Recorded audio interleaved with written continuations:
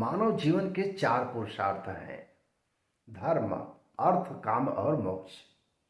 काम समस्त प्राणियों में एक सहज प्रवृत्ति के रूप में देखने के लिए मिलता है, और यह जो विवाह है यह काम के उद्वेग को एक मर्यादित सामाजिक अभिव्यक्ति है।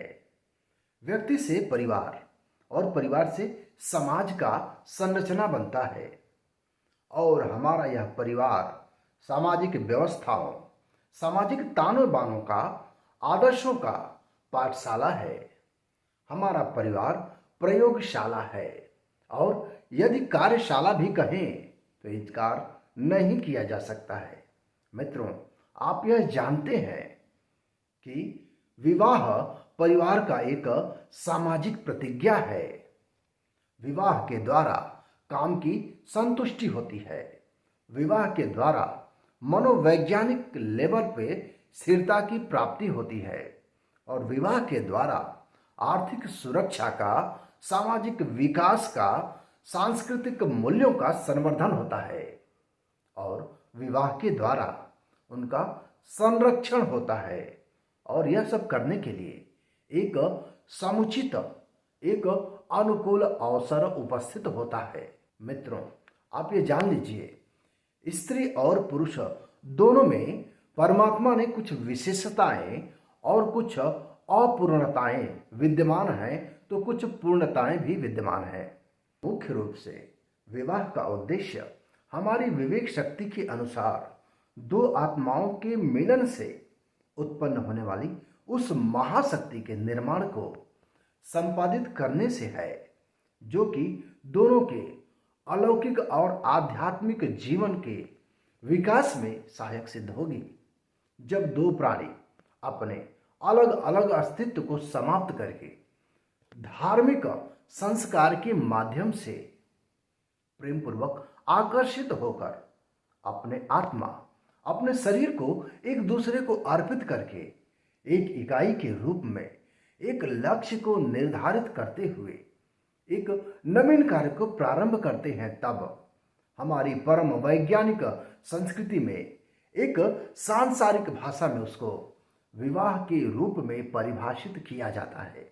हमारे महात्माओं ने, हमारे संतों ने, हमारे साधुओं ने, ऋषियों ने, मुनियों ने मानव जीवन को चार आश्रमों में विभक्त किया है।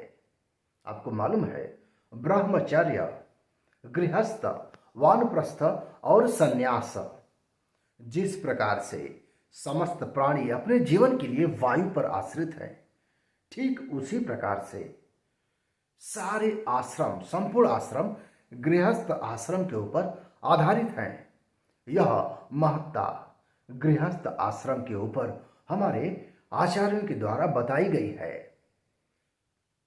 वैदिक काल से वर्तमान समय की अवधि के मध्य विवाह के लिए अनेक प्रकार के शब्दों का जन्म हुआ। मुख्य रूप से आप यह जान लीजिए कि विवाह को 8 श्रेणियों में विभाजित किया गया है, जिसके ऊपर चर्चा अभी हम आगे करने जा रहे हैं। विवाह का प्रथम प्रकार है पैशाच विवाह। यदि कोई कन्या सोई हुई हो, अचेतन अवस्था में हो, किसी मादक द्रव्य का सेवन करने के कारण होश में न हो, और वैसी कन्या का बलपूर्वक अपहरण करके भोग करना या फिर विवाह करना पैशाच विवाह की निकृष्ट श्रेणी में आता है। और यह विवाह अवांछित, असभ्य और बर्बर प्रकार की धारणा को बलवान बनाता है। जो आदिम जनजातियां हैं, यह सब कदाचित उसमें देखने के लिए मिलता है। नंबर 2, राक्षस विवाह। राक्षस विवाह का अर्थ यह है कि रोती बिलखती कन्या का उसके संबंधियों को मार करके, नष्ट करके, बलपूर्वक अपहरण कर लेने के बाद जो विवाह का कार्य किया जाता है, उसे राक्षस विवाह के नाम से जाना जाता है। स्त्रियों का उपयोग युद्ध में प्राप्त हुई लूटी सामग्री की भांति होना बर्बरता का प्रतीक है। प्राचीन काल में ऐसे विवाह को प्रचलित होते हुए हम लोगों ने देखा है। और विवाह की तीसरी अवस्था है, तीसरी श्रेणी गांधर्व विवाह, जिसे कि लव मैरिज, प्रेम विवाह के नाम से आजकल के युवा लोग जानते हैं। जब कन्या और वर गुण धर्मों के कारण काम की वेग से आकर्षित होकर के स्वेच्छापूर्वक परस्पर संयोग करते हैं तो इसे गंधर्व विवाह कहते हैं। और इस प्रकार का विवाह हिमालय के, भारतवर्ष के हिमालय के तराई में स्थित गंधर्व समुदायों के मध्य में अंगीकृत किया गया है और इसलिए इस विवाह को गांधर्व विवाह के नाम से जाना जाता है। पारिवारिक अनुशासन के कारण यह वैवाहिक प्रथा समाप्त हो गई, किंतु वर्तमान समय के जीवन में अनुशासनहीनता के कारण पुनः लोकप्रियता को प्राप्त हो रहा है। मित्रों, अब हम बात करते हैं विवाह के चतुर्थ प्रकार की, जिसे कि असुर विवाह के नाम से जाना जाता है। जिस विवाह में पति के द्वारा कन्या अथवा उसके संबंधियों को यथाशक्ति धन देकर के, लालच देकर के, जमीन जायदाद दे करके स्वच्छंदता पूर्वक कन्या से विवाह किया जाता है, उसे असुर विवाह के नाम से जानते हैं। लोभ के वशीभूत अंधे होकर के धन के लिए पुत्री को देने वाले महापातकी घोर नरक में जाते हैं, ऐसा हमारे शास्त्रों का वचन है। पूर्ववर्ती 7 पीढ़ियों की जो भी अर्जित पुण्य है वह रसातल में धूल धूसरित हो जाते हैं। कहने का अर्थ संपूर्ण पुण्य नष्ट हो जाता है, क्षय हो जाता है, पितरों का कीर्ति धूमिल हो जाती है। ऐसे विवाह को निकृष्ट श्रेणी के विवाह में निश्चित रूप से आप रख सकते हैं। विवाह का 5वां प्रकार प्राजापत्य विवाह है। प्रजापति के प्रति ऋण चुकाने के लिए वर और वधू वैवाहिक गठबंधन में बंध जाते हैं। ऐसे विवाह को प्राजापत्य विवाह के नाम से जाना जाता है। बाल विवाह और विवाह पर आच्छादित जो भी धार्मिक आवरण है उसने इसे अवरुद्ध कर दिया था, इसलिए यह वर्तमान में कम ही यदा कदा देखने को मिलता है। विवाह की 6वीं वर्ग में आर्ष विवाह का स्थान है। आर्ष विवाह वह प्रकार का विवाह है जिसके बारे में अभी आपसे चर्चा करने वाला हूं। ऋषि परंपरा के अनुसार पुरोहितों और पौरोहित्य कर्म को करने वालों, यज्ञ प्रिय जो भी ब्राह्मण हैं, उनमें प्रचलित यह विवाह वर के द्वारा कन्या के पिता को यज्ञ आदि धर्म संबंधित कार्य के संपादन के लिए 1 या 2 गाय के जोड़े को प्रदान करके संपन्न होता था। इस आर्ष विवाह को यह कहा जा सकता है कि नई परंपरा और कन्यादान की महत्ता ने इसे विलुप्त कर दिया। अब हम बात करते हैं विवाह के 7वें प्रकार का, जिसे कि देव विवाह के नाम से जाना जाता है। कन्या के पिता के द्वारा अपने ऋषियों, अपने पुरोहितों के कार्य को करने वाले ब्राह्मणों को कन्या दान कर देना दैव विवाह की श्रेणी में आता था। यह कालांतर में बहु विवाह को बढ़ावा देने वाली एक प्रथा के रूप में जाना जा सकता है। पुरोहित पौरोहित्य महात्म्य के खंडित होने से यह विवाह प्रथा समाप्त हो गई। अब हम बात करेंगे विवाह के 8वें और सबसे वैज्ञानिक परंपरा के ऊपर, जिसे कि ब्रह्म विवाह के नाम से जाना जाता है और सनातन धर्म के मतावलंबियों के द्वारा अक्सर ऐसा देखने के लिए मिलता है। ब्रह्म विवाह विवाह का 8वां प्रकार है। इस विवाह में पिता के द्वारा शीलवान वर को अपने घर पर आमंत्रित करके उसका विधिवत साधु सत्कार किया जाता है और उससे कोई शुल्क नहीं लिया जाता है, बल्कि निःशुल्क ही अपनी कन्या को दक्षिणा के साथ यथाशक्ति वस्त्र आभूषण से अलंकृत करके कन्या का दान उस सुयोग्य वर को कर दिया जाता है। आज संपूर्ण नव शिक्षित समाज गंधर्व विवाह को लोकप्रियता को प्राप्त कर रहा है।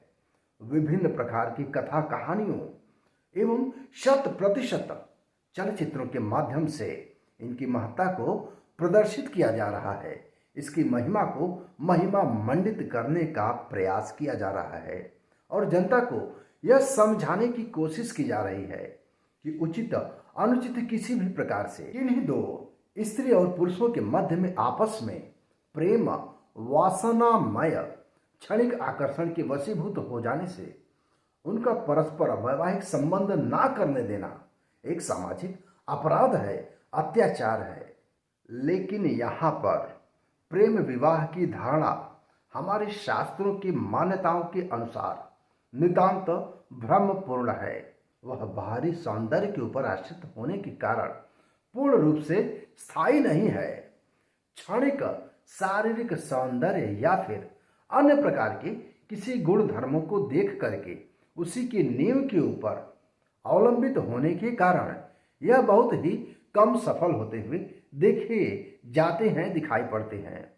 परिस्थितियों के वशीभूत होकर के एक सामान्य सा हल्का सा परिवर्तन आने पर उत्पन्न होने वाले जो कारण हैं, जो प्रभाव हैं, वहीं इस विवाह को खंडित खंडित कर देते हैं।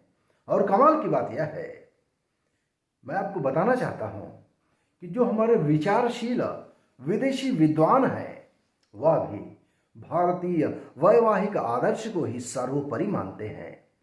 यदि मैं नाम लूं तो सबसे पहले फ्रेडरिक पिनकेन कहते हैं, हिंदुओं का वैवाहिक बंधन टूटने के लिए नहीं होता, वह वेद शास्त्रों के अनुसार लोक परलोक को बांधने वाला होता है।